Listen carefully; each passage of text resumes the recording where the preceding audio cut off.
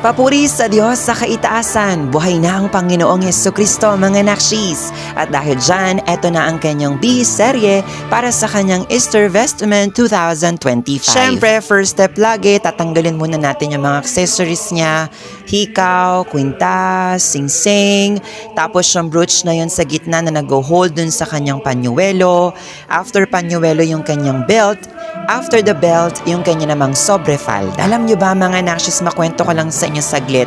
Binisan ko sa Betania, gabi pa madaling araw ng Biyernes Santo. So, pa Sabado de Gloria na. So, isipin nyo after ng procession ng Biyernes Santo, diretso ako ng pagbibihis. And guess what mga nakshis, natapos ako ng 4 a.m. Yes, 4 a.m.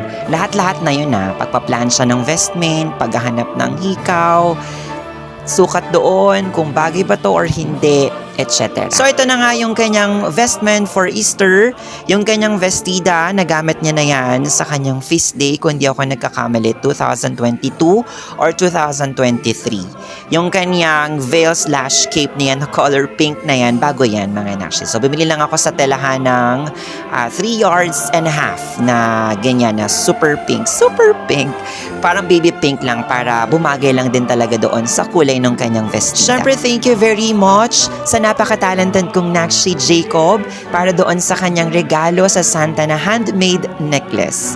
Bagay na bagay sa Santa. Thank you very much, Nakshi. I love you. Of course, hindi po mawawala ang white flowers for Easter. Siyempre, para very salubungan dating. Yon mga Nakshis, thanks for watching. Sana nag-enjoy kayo. Siyempre, De Betania perfume para sa kanya. Hanggang sa susunod na bihis serye. Bye!